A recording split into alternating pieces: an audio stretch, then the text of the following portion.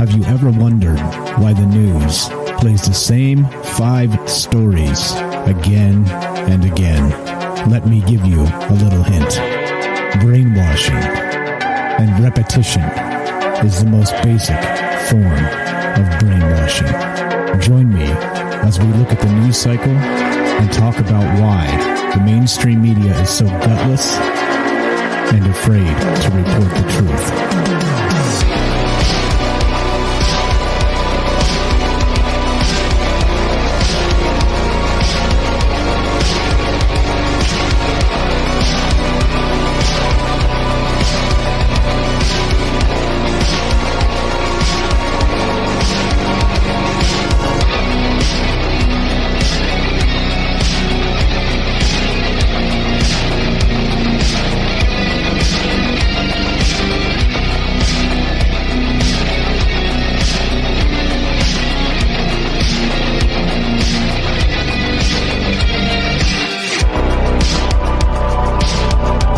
What's going on? Happy Friday. This is Troubled Minds News. I'm your host, Michael Strange, and this is the show where the conspiracy is the news. What's up, the V word allowed? What's up? We got Robert, Eli's here. Gani, how you doing? Yeah, I guess it's all allowed. Well, oh no, maybe not that V word. I thought you meant the other V word. What's going on, James? All right, we're just we're kicking it, doing the thing. Happy Friday, and it's news time, which of course means that this is a show where we get together, look at news cycles, and some of the stories, the things that actually are, well, let's say, maybe more real news, or maybe less real news, sort of thing. You know, sort of a polarized way to look at the news, and haha, look at this propaganda. And also, wow, look at this. This is real news. And why not, right? Like I said, like I always say, if we're not doing it, who the hell's going to do it? So we're going to do it. The people that are actually supposed to be doing this stuff don't. They end up just propagandizing everything. So as usual, right, as part of the transparency process, if you think I'm full of crap, you're welcome to call me. Or if you don't think I'm full of crap or just want to talk, it's fine. Or have comments on whatever else we're doing here. 702-957-1037. That's 702-957-1037. You can click the Discord link at troubledminds.org, and we'll put you on the show. Simple as that. Fiddling with my dials here. All right, perfect. Okay, so what we're going to do is let's get to the news, shall we? Let's get to the news. Hope everybody's well today. It's just happy Friday as far as I'm concerned, because why the hell not? Speaking of happy Fridays, let's get to here. Let's go to the Washington Post, which I like to call the Washington Compost because, well, obvious reasons. Sleep experts say Senate has it wrong. Standard time, not daylight saving, should be permanent. Right. You know who's got it wrong? The fact that we change clocks at all ever. That's who's got it wrong. This is stupid. So do you really care if it gets locked into one point and stays there? Do you really care? Look, I'm pretty much my entire working life, this whole daylight savings time has basically ruined that week for me. Ruined it, right? It just like wrecked everything. I'm a notorious night owl and have a very hard time sleeping many times, right? Like sometimes I sleep like a rock, but it's like 1 out of 10 days I'll sleep for like 10 hours straight. But otherwise I'm like, right, it's always been 5.5 or 6 hours type of thing on good days, right? And I'm waking up in the middle of the night for no damn good reason, stuff like this, right? But in any case, this here, like always, the week that the thing changed, it just screwed me up. I was like a walking zombie for the rest of the week until I could get a couple of days off and sleep it out and figure out what the hell was really going on. What a disaster. And when you look at some of this stuff too, you look at the statistics, it's also exactly true that this is killing people. Like there's a lot more heart attacks and strokes and things like this, like the week of daylight savings when this actually happens, when they in November when they gain the extra hour of sleep. It's back in early spring, early March, middle of March, when this changes as people actually die. They end up dying because of this. It's pretty nuts. So let's see. I prefer the one with the most morning darkness, says Derek. What's up, Derek? Yeah, I don't even care, right? Like as long as it doesn't change, I kind of don't care. I think the one we're on now is the one I prefer because it doesn't get dark super early. right? I think that's the one, but because I'm a night owl, right? I prefer that if it's going to stay light till 7 p.m., I like it. I like it. So I don't know. Like I said, is arguing the semantics of which is which. I think I'm beyond that, only because it's been so stupid for so long that there you go. But if we don't change it, it will increase climate change by no less than 50%, says Ghani. Exactly right. Exactly right. So yeah, I don't know. So here we go. Just a little bit from the article. Sleep experts widely agree that the Senate, that the country should abandon its twice yearly seasonal time changes, but they disagree on one key point: which time system should be permanent. Unlike the Senate, many sleep experts believe the country should adopt year-round standard time. After the Senate unanimously passed legislation with little discussion Tuesday to make daylight saving time permanent, the American Academy of Sleep Medicine issued a statement cautioning that the move overlooks potential health risks associated with that time system. The legislation, which would take effect next year, must get through the House and be signed by President Biden to become law. If they don't do this, I'm telling you what, it's literally turned into just legislation to fuck with us, in my opinion. Like, that's what this always was. That's what this still is. And please fix it. Just fix it. For crying out loud, just fix it. Make it stop. It's not a good thing. It's not cute. It's just not okay. Like, nobody gains anything. The farmers hate it, and it's supposed to be for the farmers. Don't do it. Don't do it. just don't do it. Anyway, what are your thoughts on this? As always, transparency, 702-957-1037. Click the Discord link and we'll put you on the show. Let's go to here. Let's go to, let's link that Washington Compost. Let's give you that. There we go. There it is. All right, let's go to this. Now, this is super, super fantastic. This is from CBS News, and yeah. You ever heard of the term public nuisance? Well, now you have. If you haven't, California City may declare Chick-fil-A a public nuisance. What? Yeah, Chick-fil-A is causing some squawking in Southern California, one of multiple locations across the U.S. where the fast food chain is finding itself to be a victim of its own success. In Santa Barbara, the city is close to dubbing its sole Chick-fil-A a public nuisance due to long drive-through lines that often has cars filled with hungry customers backed into the street for hours at a time. The eatery, known for its waffle fries and chicken sandwiches, has had a restaurant in Santa Barbara since 2013, drawing a steady flow of patrons whose vehicles block nearby driveways and sidewalks and make city buses and emergency vehicles find other routes, according to city officials. Chick-fil-A's drive-through lane heightens the odds of traffic collisions and pedestrians getting injured. At peak volume, the drive-through blocks one lane of traffic for as much as 90 minutes on weekdays and for as much as 155 minutes on Saturdays, according to a city traffic report. Quote, this is just too good.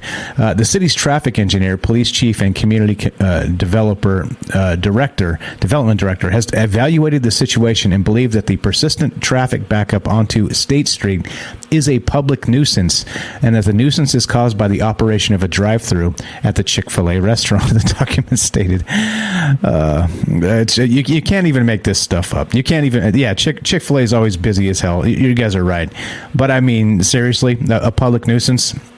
So you put in a business that people really like, and so instead of taking some taxpayer dollars to help, right, like a business that's like doing good stuff, I mean, you could argue killing all the chickens is probably not a good thing, but we're not here to argue that. It's like, look, is it a nuisance or is it not? And you can't just say, well, it's blocking traffic sometimes, so it's a nuisance. Really? I mean, I guess you can, but this is the power of the state, right? Wouldn't you take some taxpayer money and maybe, create them a drive-through that maybe goes around the backside of something? Or I haven't looked at the floor plan, but are you kidding me? So instead, what are we going to do? We're going to close this place down because it's causing a traffic jam?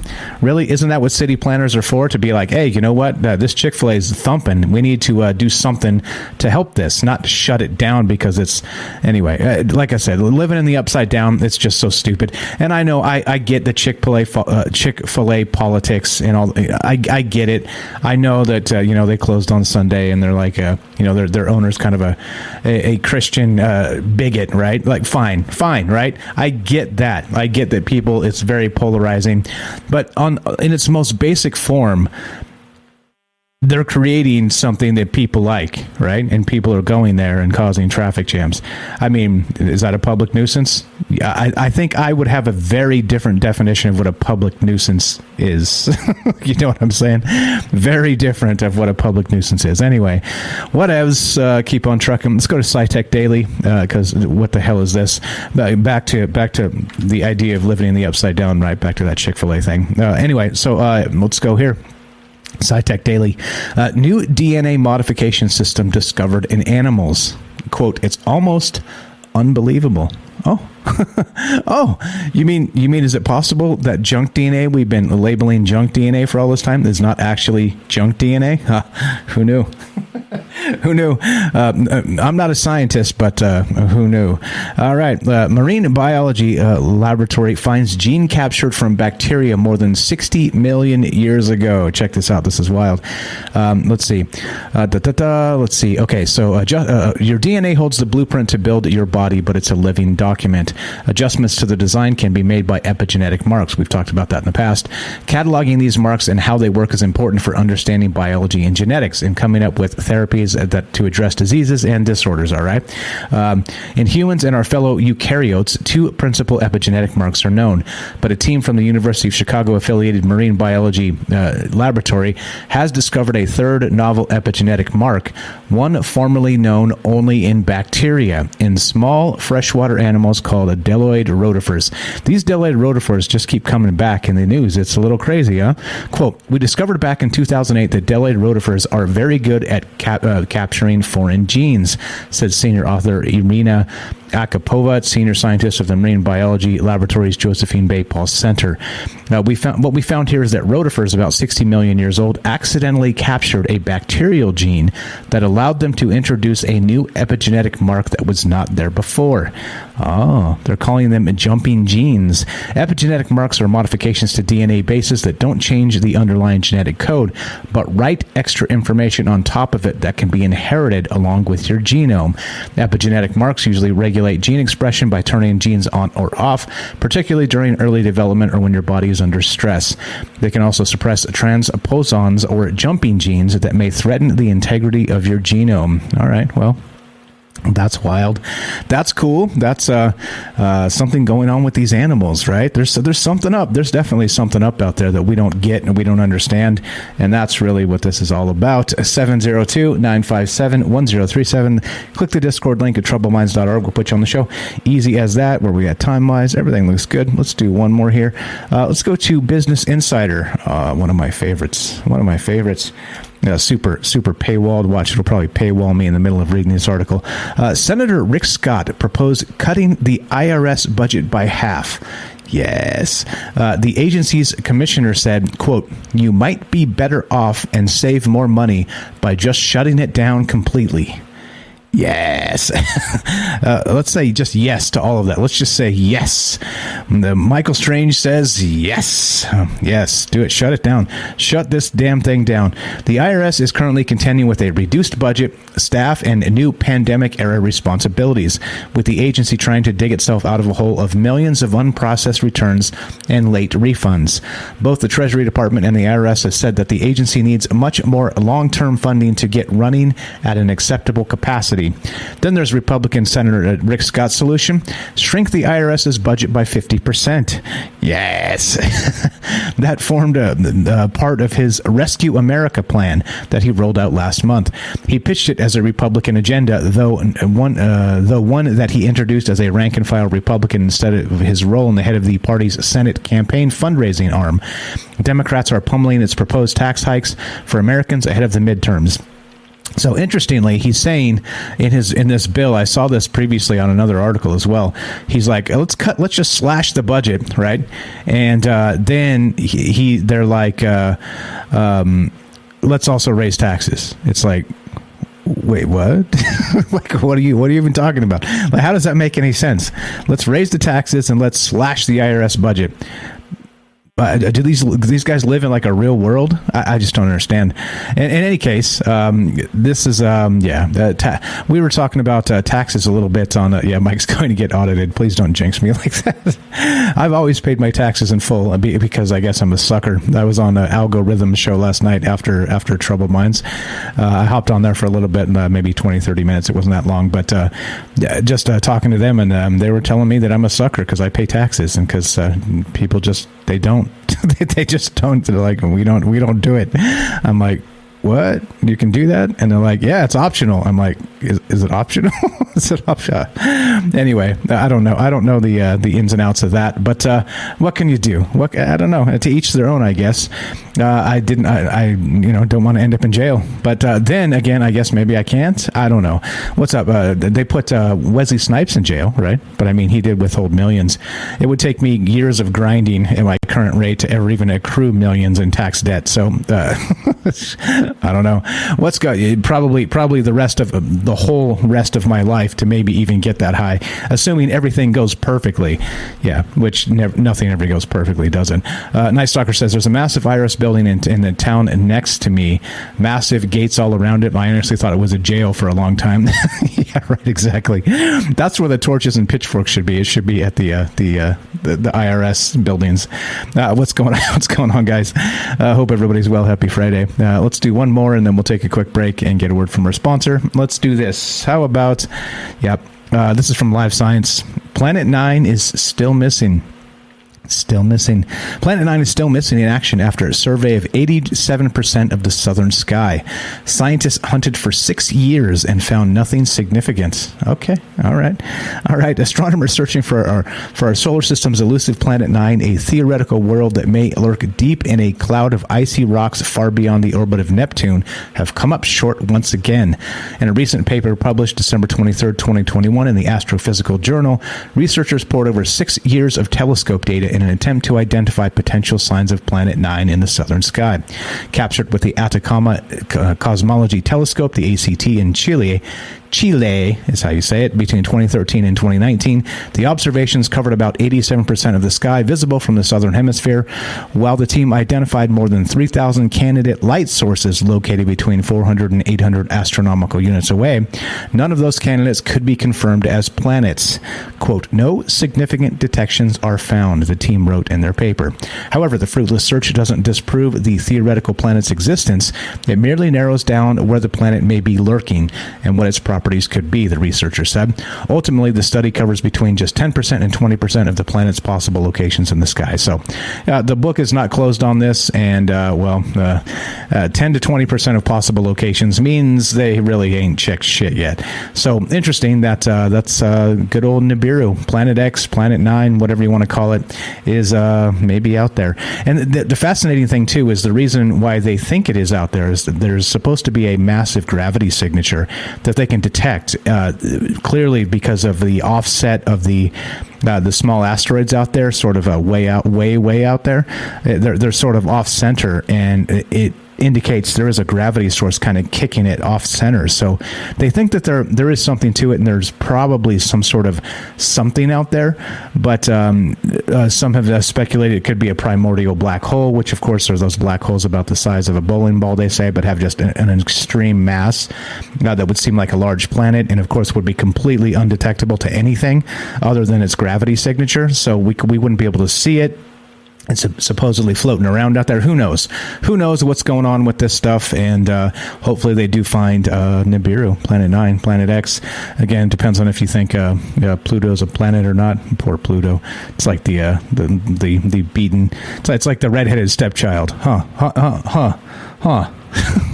Of the solar system. 702-957-1037. That's 702-957-1037. Click the Discord link at troubleminds.org. Let's take a quick break and get a word from our sponsor, which of course is you. Are you digging the show? If so, you can support us quite easily and at no additional cost to you if you already have an Amazon Prime account. Since we stream on Twitch every day, all you have to do is link your Amazon Prime account to your Twitch account, and they give you free games on a monthly basis for your personal use, and also a bonus $5 a month to send to your favorite streamer as a way to bring more people to Twitch. And all you have to do is sync up to 2 accounts and click subscribe. Thanks for considering us. Okay, let's do it. See, I almost pressed the button, the other button, the bad button that'll break everything. Don't press that button, Mike. I'm going to turn it around, my little stream deck. We'll try and stream us on Troubled Minds and everything. Let's not do that. All right, here we go. Let's go to ksl.com. I think I'm in trouble because of my bizarre-ass sleep schedule. I don't know if this would actually qualify, so I don't know. Let's do this. What do you think? This is from ksl.com. Excessive napping could be a sign of dementia. Study says, oh, shit. So if I break up like 8 hours of sleep into 3 pockets of 3 hours, 2.5 hours each, something like that, right? Is that does that count as naps? I don't think so. Anyway, frequent napping or regularly napping for extended periods during the day may be a sign of early dementia in older adults. A new study revealed elderly adults who napped at least once a day or more than an hour a day were 40% more likely to develop Alzheimer's than those who did not nap daily or napped less than an hour a day, according to the study published Thursday in Alzheimer's and Dementia, the Journal of the Alzheimer's Association. Quote, we found the association between excessive daytime napping and dementia remained after adjusting for nighttime quantity and quality of sleep. Oh, okay. So they at least adjust for that. Thank you. Because I'm just a disaster. Said as a co-senior author, Dr. Yu Lang, an assistant professor of psychiatry at the University of California, San Francisco, in a statement. The results echo the findings of a previous study by Lang, who found napping 2 hours a day raised the risk of cognitive impairment compared with napping less than 30 minutes a day. How do you get anything from napping for 30 minutes? Does anybody get anything from a 30-minute nap?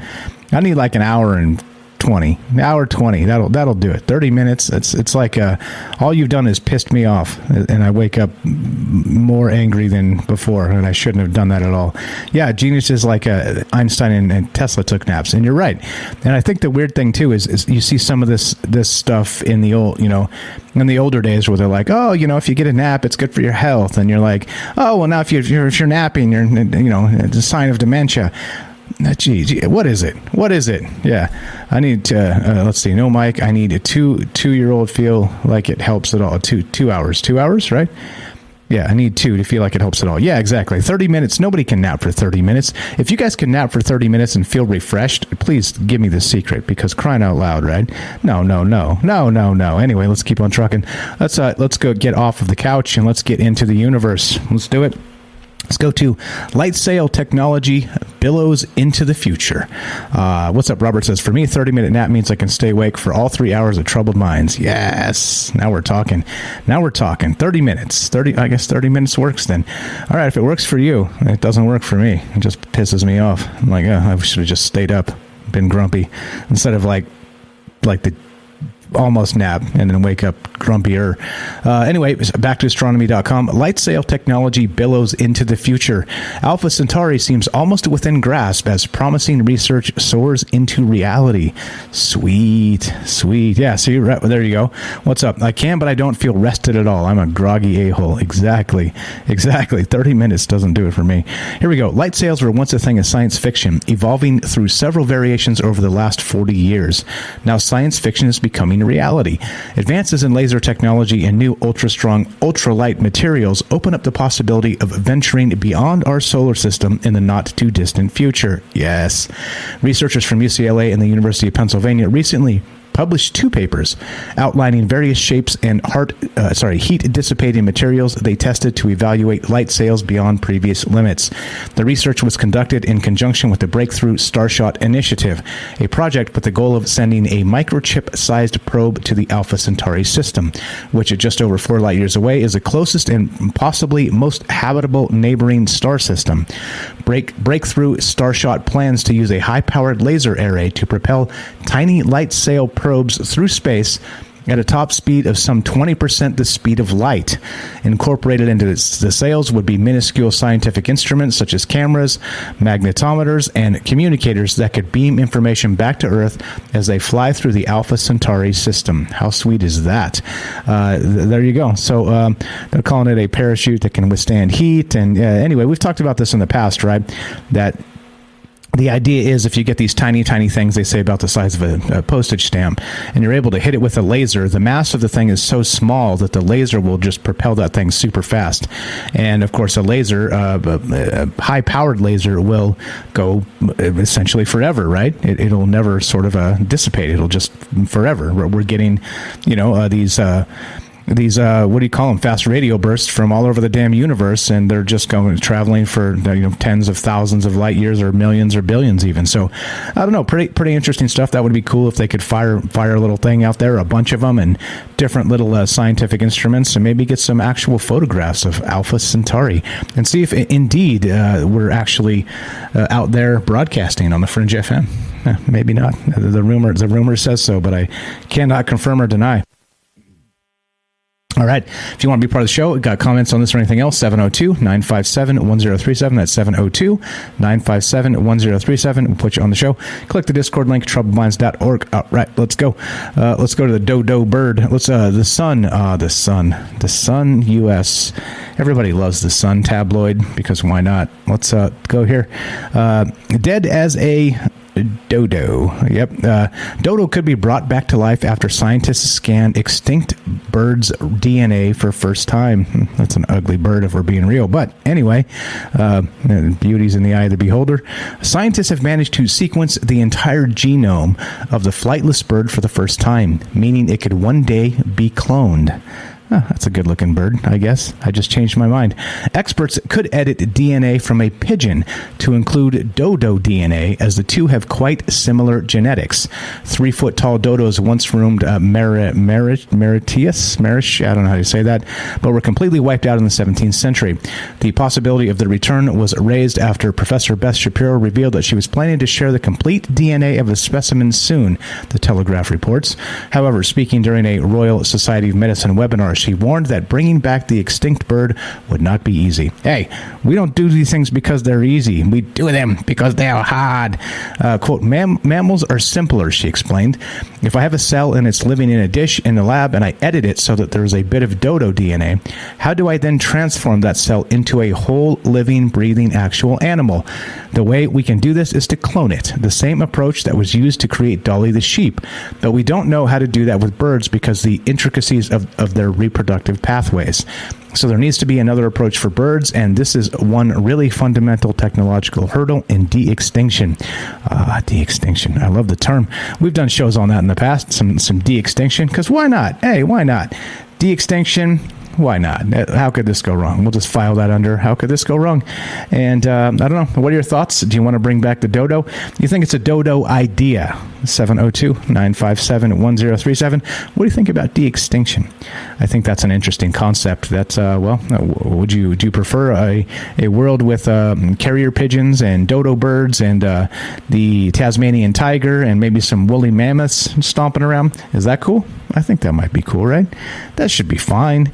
That should be fine. This should be fine. This should all be fine. Let's just, and let's not stop there. Let's get back to the T-Rexes and the Velociraptors and all the rest of this, because, that worked out well in the movies. Totally, right? Yeah, right. APOC, dodos didn't go extinct too long ago. Yeah, exactly. Or the carrier pigeon. Both, right? They're both sort of, we're close. We're close-ish to them being around still, if we weren't so stupid. Dodo hot wings. There it is. Damn it, Robert. All right. Space.com. Let's go to space.com. And let's see where we at time-wise. I think everything's fine. We're all fine here now. Let's see. Yeah, perfect. The worm moon will shines in Friday's night sky. I think that's a typo or a bad editor. Anyway, the worm moon will, let's correct that. The worm moon, WORM, will shine in Friday's night sky. It's the last full moon of winter 2022. Yes. Is everybody ready for spring? I seriously am ready for spring. No more cold. I'm already wearing shorts and a t-shirt because watch me hold my beer. The full moon of March will reach its peak Friday, March 18th. That's tonight, just 2 days before the arrival of spring in the northern hemisphere. It is therefore no surprise that many of the traditional names associated with the March moon have to do with springtime and the infamous storms of March. The most famous one is the worm moon, but almanac.com lists a plethora of other possible monikers in the United States, among them the storm or hunger moon. What, turdoduckin? Turdoduckin. I like it. Was that Itcher 89? Is that like, yeah, what's up, Itcher 89? All right, here we go. Let's see. Storm or hunger moon. The moon will reach its peak at 3:18 a.m. That's Eastern Standard Time. But if you aren't able to get out so early in the morning, it will look approximately full from about Wednesday night to Saturday morning, NASA wrote in its own guide, which also ruins my sleep when we get a full moon. By the way, it just I even if I'm doing fine, the moon comes and it just destroys me again, and I can't. Yeah, I'm just a constant mess with my sleep. Anyway, with the spring equinox coming on Sunday, this is the last full moon of winter this year. Yes, the spring equinox. Now we're talking. Now we're in business. If you're hoping to snap a good photo of the full moon, we can help. Check out the guide on how to photograph the moon, blah, blah, blah. There's some good links in here. Check it out. And let's see, like Witcher, because I think I'm clever. All right, cool. Itcher. All right, that works. The Itcher. We want a picture, not a belly itcher. There you go. Now you did it. Now you've done it. 702-957-1037. Click the Discord link, troubledminds.org. Let's get a word from our sponsor, which is you. Be right back. Okay, welcome back to Troubled Minds News. I'm your host, Michael Strange, and let's keep on trucking. Let's get back to the news. There's more. There's always more. Let's go to SciTech Daily. This is I used to lay there, and I've told you the stories about how I used to lay there as a very, very youngster and read the encyclopedias and just go through the dinosaur section over and over and over again because I love the idea of dinosaurs. Well, I still do. And we've got, new species of armored dinosaur unearthed in China. Yeah, China. Armored dinosaurs are some of the most recognizable dinosaurs, including famous animals such as the Stegosaurus and Ankylosaurus. In fact, one of the first dinosaurs to be named was an armored dinosaur, a species of ankylosaur discovered in West Sussex known as the Hylaeosaurus. This new find is from an animal that lived long before any of those well-known species and is helping scientists to understand when and where the armored dinosaurs first appeared before rapidly colonizing the rest of the world. Professor Paul Barrett, a dinosaur researcher at the museum who focuses on herbivorous, the non-meat eaters, dinosaurs, helped describe the new species along with his Chinese colleagues. Quote, the fossil find consists of quite a complete skeleton, including bits of the skull, vertebrae, parts of the limbs, and lots of armor. It is the best preserved, earliest example of an armored dinosaur from the whole of Asia. The armor immediately tells us it is a member of the same group of dinosaurs as stegosaurs and ankylosaurs, but the age of the dinosaur tells us it is an early member, and that lies just outside of either of these two groups, and so it's close to the common ancestor of both of them. And there you go. There's the there's the, yeah, cool, right? I like it. Hey, let's find some more dinosaurs, because why not? Now, what's that word I couldn't say? Let's try that one more time. Herbivorous. I don't know, whatever. It's not registering in my brain, so I'm not going to do it. You can't make me do it. All right, here we go. Let's keep on trucking. There's always more. I'm going to turn on the fan, actually. Give me just 1 sec here. One moment, please.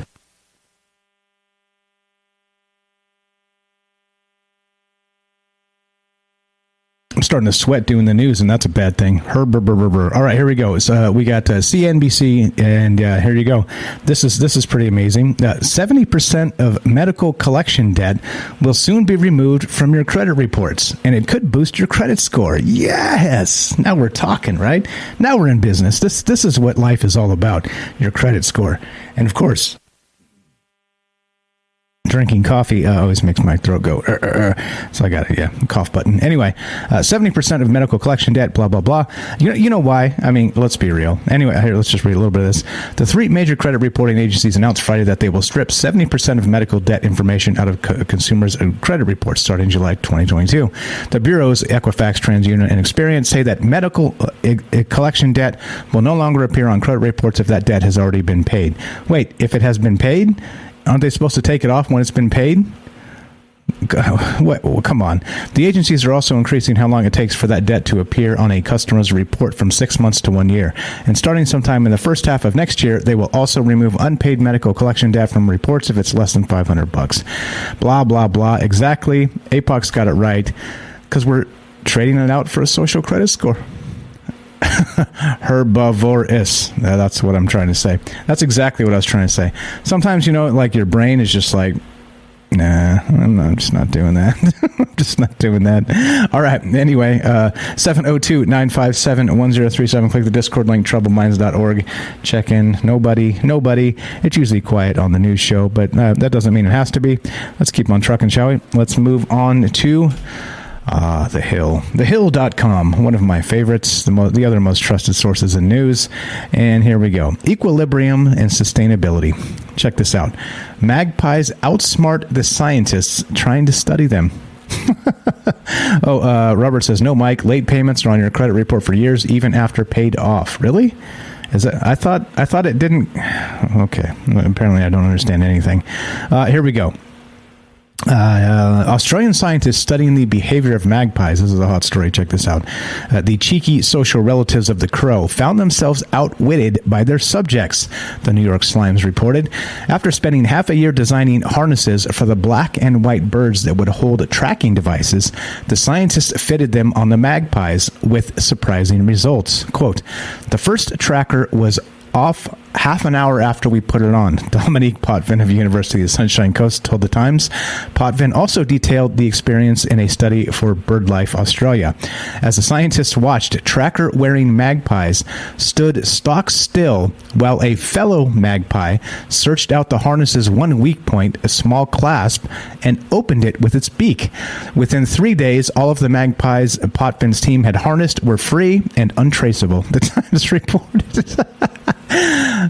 Quote, at first it was heartbreaking, Potvin told The Times, noting that they soon realized they had stumbled on an exciting new cognitive behavior.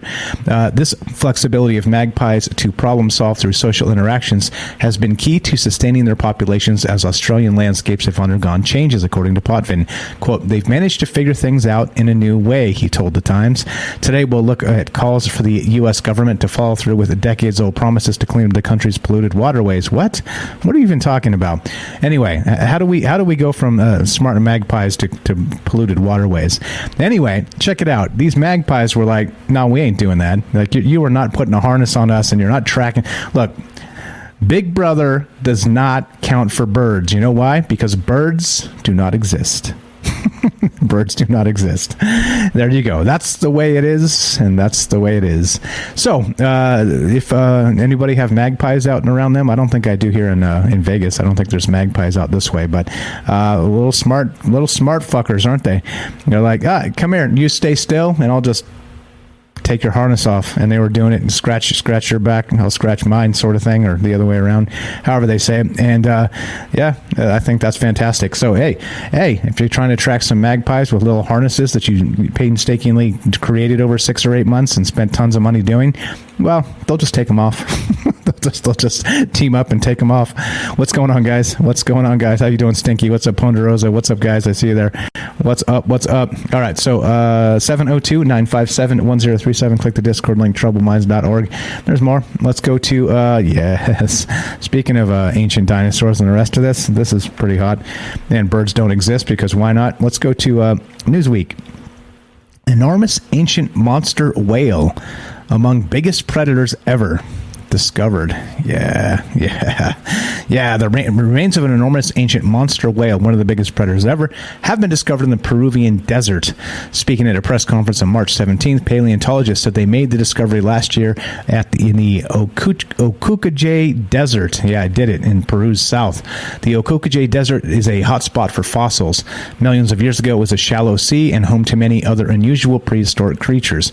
According to Fizz, the desert provides paleontologists paleontologists with around 42 million years worth of evolutionary evidence.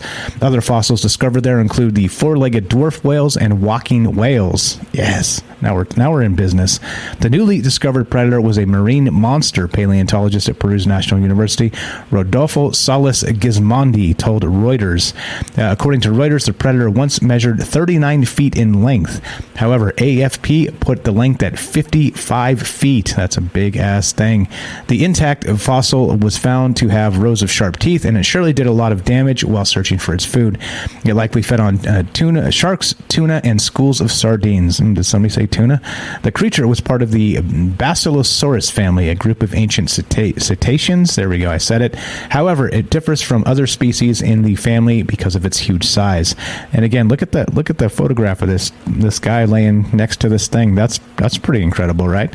That's nuts. That's a big ass predator, and they say it had big teeth and would eat sharks. Yes, there you go. And to say nothing about its Moby Dick. Damn it, Robert, with the jokes. Yep. Yeah. What can you do? Look, I don't know. Hey, I don't have the answers other than here's a photograph, and that looks like a giant-ass monster, and it's big enough to eat a person, that's for damn sure. So what are your thoughts on this and all the rest of this? 702-957-1037. See a lot of talk there in the chat about some other stuff, like... I don't know what the credit scores, the social credit scores. Yeah, I don't know how it works. Like I said, I wish I knew how that stuff works. I don't know how that stuff works. In any case, let's go to let's keep on trucking. What do you guys think? How's everybody feeling? Happy Friday. I'm running out of stuff here.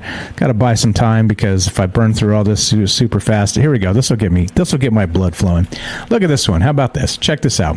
You burn through it too fast. You're like got 8 minutes left, and you're like, oh man. What do I do now? I'm a stranger in a strange land, and all eyes are on me, and it's weird. What do I do? No. Here's what we do. We just improvise. We'll go to Fox 5 Vegas. This is you guys know me. I live in Las Vegas. Check this out. This is wild. Tenant hit with $6,400 rent increase, gets help from Fox 5 viewer, finds affordable home. And yeah, check this out. This is exactly why we can't have nice things, people. And I'm talking to you, the assholes that are, manipulating things because of greed, right? Not giving a shit about who you put out homeless or ruin their life or... Come on, people. Let's be reasonable here. A tenant facing an astronomical rent raise of $6,400 found an affordable place to live, thanks to a Fox 5 viewer. In late February, Fox 5 told you about the case of Derek, who saw his rent rise, listen to this, from $1,495 to $7,890 a month. $7,000, nearly $8,000. Are you kidding me? There is no rent control in Nevada. The rent is whatever we deem it.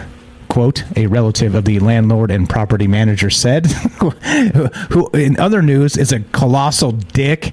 Okay, hey, colossal dick. A viewer saw the story about Derek's search for a home amid Las Vegas's rental shortage and reached out to help. Quote, I felt it was not right for him to be in that situation. He did so many things right. I talked to the owner. We were able to make this situation, says Cynthia Woodward of Key Property Management. According to Woodward, the owner was willing to accept payment for the CHAP program, or Clark County's rental assistance. Derek said he cannot quantify how much he's defied the odds in Las Vegas's challenging housing market. I tell you what, if this happens to me, I'm out of here. I'm not staying. They're not going to extort me. You don't tell me where I can live, and you don't tell me how much I can pay unless I agree, right? You're not going to extort. It's not worth it to me. I'm gone. Go ahead. You guys like me in Vegas? I'm not talking to you guys. I'm talking to the jerks that would do this to me, right? In any case, let's see. Fox 5 reported that rents have doubled for families or seniors on fixed incomes. In the search for a home, landlords at times cash in on the flood of applications with no limits or interested parties per unit, no caps on fees, and no refund guaranteed even after rejection, according to state law. There are still thousands of people who don't look like me or sound like me being bounced out of their houses as we speak, Derek said. According to a spokesperson for the Clark County Commission, that's the county I live in, the issue is at the top of the radar for officials to address. Oh, is it? Is it? Yeah, this is messed. Yeah, I'm out. Like, you do this shit to me, I'm gone. There's no chance I'm going to like bend over backwards to try and give every penny I make to some dickhead landlord. No, not doing it. That's messed up. That's messed up. And so, yeah, like I said, you want to get my my belly roiling. That's how you do it. Yeah, that's like quadruple in price. Exactly, right? And like in any amount of good conscience, how the hell could you be like, oh, it's not $1,500 anymore? As of, let's say May 1st, it's now nearly $8,000.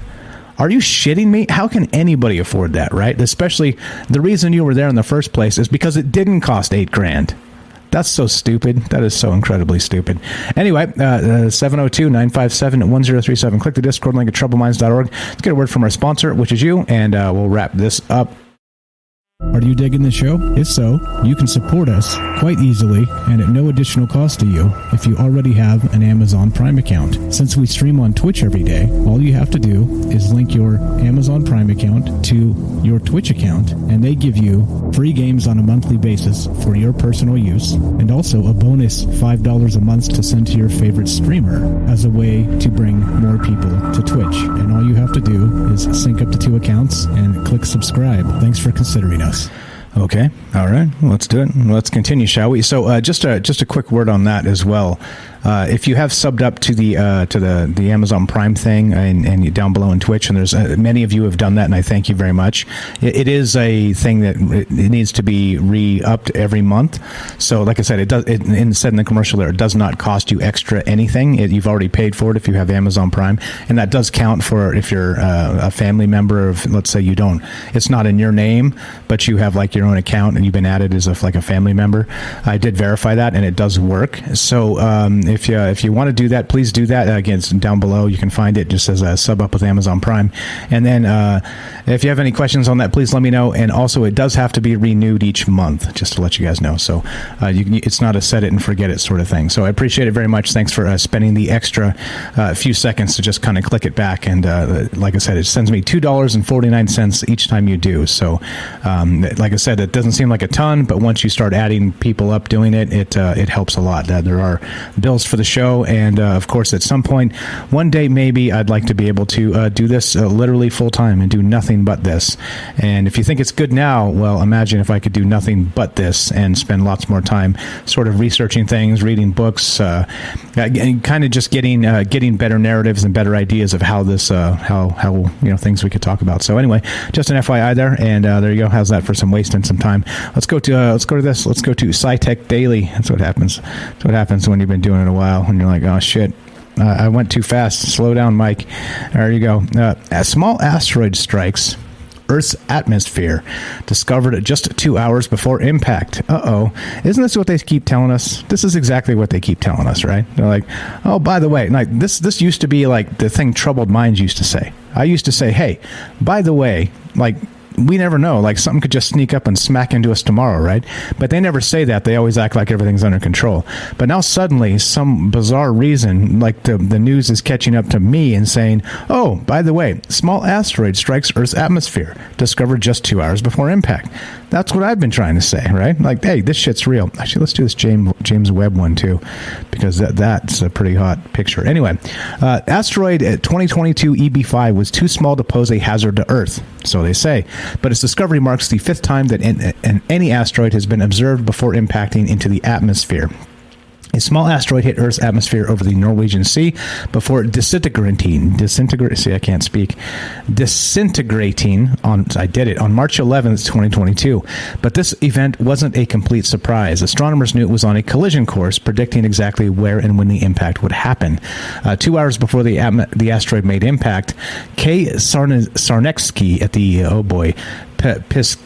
Dodo observatory in northern Hungary first reported observations of the small object to the Minor Planet Center, the internationally recognized clearinghouse for the position measurements of small celestial bodies. The object was posted on the Minor Planet Center's near-Earth object confirmation page, to flag it for additional observations that would confirm it as a previously unknown asteroid. And here's the thing, right? And this is how complicated shit is. Look at the graphic on this, right? as this thing kind of flows around. It's way out there, right? This thing's way out there and comes all the way around, and Earth is spinning and spinning and spinning in circles. Look at that. It's like it truly is like a one of those situations like where it's like cosmic ping pong, cosmic bowling balls, cosmic what I don't know, whack. Yeah, look at that. That's some amazing stuff. It's almost like the longer we orbit in the same spot and all this weird shit kind of comes around, eventually someone's going to smack us. It's going to be a big one, right? That's going to be a big one. Anyway, NASA's Scout Impact Hazard Assessment System then took these early measurements to calculate the trajectory of this 2022 EB5, they call it. And as the Scout determined that it was going to hit Earth's atmosphere, the system alerted the Center for Near-Earth Objects Studies and NASA's Planetary Defense Coordination Office and flagged the object on the Scout webpage to notify. Anyway, it smacked us. Boom. 2 hours, bam, it hit the thing. It just burned up in the atmosphere. No big whoop. They said it's the size of a refrigerator. And see, I did read the article. But it's this is what I'm saying. This is what I've been saying. This is a little bit strange that we kind of don't have this really under wraps, do we? It's like...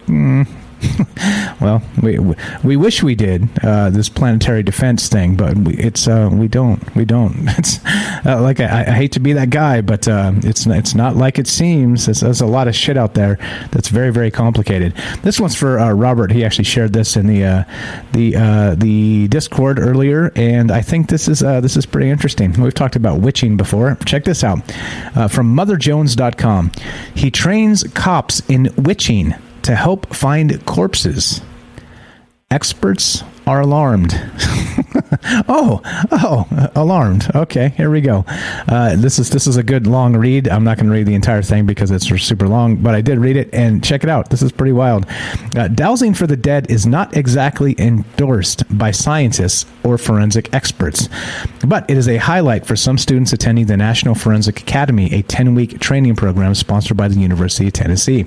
Since the Academy's inaugural class 20 years ago, school administrators say more than 1,200 crime scene investigators from agencies in 49 U.S. states and 5 foreign countries have attended the program, which currently costs students $12,000, or in Vegas, 1 month of rent. The Washington Post once nicknamed the Academy the Harvard of Hellish Violence, and students now wear that slogan on their T-shirts as they analyze blood-stain patterns and fingerprint corpses. Now, they also excavate skeletons from grave sites and collect bugs from decaying bodies sprawled on the ground at a wooded site outside of town. Near graduation, instructors blow up a car for a real-life lesson on fire scenarios and explosives. Yeah, that's super hot, right? In May 2021, this individual that wrote the article spent a week at the Academy where instructors, administrators, and students described Vast as a brilliant and a genius. Some students go on to use his witching technique in their own investigations. He says he is convinced his methods work, but scholarly research doesn't back him up. Outside experts I spoke with, professional forensic anthropologists and lawyers, as well as law enforcement officers involved with police training and reforms, say they're alarmed that a leading training program is teaching the pseudoscience of witching. Oh. They're also concerned about the repercussions for criminal justice at a time when many mainstream forensic techniques have proved to be unreliable. By the way, I read something, speaking of unreliable, did you guys hear that the actual like forensics for bullets? You know, they say that like every time you pull a trigger on a gun, it like the one gun and the bullet that's made in the chamber of that gun is like a fingerprint. Well, there's a whole other thing. I think I did maybe I added it to the news show a while back. I can't remember because I read so much stuff that I don't remember what gets in and what gets out. But there was a quick thing where they were talking about how it's all bullshit. It's all pseudoscience bullshit, and like a lot of these experts just hop up there and lie and say, without a doubt, that was the gun that fired the bullet that killed this person. And they can't actually even say that because it's pseudo fucking science. And it's not true. It's just not true. So well, this is the world we live in, right? And this is the type of stuff that sticks in court or whatnot, or does not. But pretty cool stuff. Here's that photograph of them actually witching, taking the little thingamajiggers and trying to find corpses. And apparently, if you do the thing and the little wires cross, maybe he found gold or water or maybe a corpse. Pretty wild stuff. I recommend the full read of this article. Pretty good stuff. And thanks to Robert for sharing. As always, guys, if you have articles you want me to talk about on the news show or even suggestions for Troubled Minds Radio, just send them to me. You can reach me at troubledmindsradio@gmail, or you could, of course, just join the Discord, troubledminds.org. Click the Discord link and hop on in, come say hi, and share some links in there like many of you do. Here we go. Let's do this. We got bigthink.com. Future evolution. This is, again, I think this is from Robert as well. You shared this as well, didn't you? Future evolution. From looks to brains and personality, how will humans change in the next 10,000 years? This is a pretty good Troubled Minds episode, all by itself. But this is exactly why we do this, because kind of looking forward and seeing what they want from us, right? What, quote, they want from us, and thinking forward. It's a good thing. Let's see. Blah, blah, blah. Organisms reproduce, blah, blah, blah, blah, blah, blah. Let's see, where's the good part? So we're talking about what humans will look like in the next 10,000 years. So it says, some scientists have argued that civilization's rise ended natural selection. It's true that selective pressures that dominated in the past, predators, famine, plague, and warfare, have mostly disappeared. No, warfare? Really? Disappeared? You've been watching the news? Starvation and famine were largely ended by high-yield crops, fertilizers, and family planning. Violence and war are less common than ever, despite modern militaries with nuclear weapons, or maybe because of them. The lions, wolves, and saber-toothed cats that hunted us in the dark are endangered or extinct. Plagues that killed millions, smallpox, Black Death, cholera, were tamed by vaccines, antibiotics, and clean water. But evolution didn't stop. Other things just drive it now. Evolution isn't so much about survival of the fittest as reproduction of the fittest. Even if nature is less likely to murder us, we still need to find partners and raise children. So sexual selection now plays a bigger role in our evolution. And if nature doesn't control our evolution anymore, the unnatural environment we've created, culture, technology, cities, produces new selective pressures very unlike those we faced in the Ice Age. We're poorly adapted to this modern world. It follows that we'll have to adapt. And is this the metaverse? Is this the you will own nothing and you will be happy? Is that what's going on here? The Agenda 2030? Is that what this is how we actually do whatever the hell this is? Become the next step of transhumanistic Elon Musk, Neuralink, locked into the metaverse with our Thorazine drip and our rubber padded room to keep us completely safe. What's up, Gibby? We love Troubled Minds News. Favorite part of the week. You're 100 times ahead of mainstream media. Hey, if this takes off, then I could do Troubled Minds News 5 days a week like I used to. It was just too much, but I'd love to do it. It's just I have other things I got to do. So anyway, I'm glad you love it. Thank you for the kind words there. If you guys have comments on this or anything else, 702-957-1037. That's 702-957-1037. Click the Discord link at troubledminds.org. We'll put you on the show. What's up? Ponderosa says Tom Green already predicted it. Long tubes to suck qualified food and long thumbs to touch the phone screen. Long thumbs. I like it. APOC says, you're using energy. Could it funnel their spirit? Yeah, maybe. What's up? James says, I always think it's a plot. Oh, you guys are talking to each other. Okay, cool. All right, here we go. Let's do one more, and which is the James Webb Telescope. Did you guys see this image? Holy shit! This is pretty hot.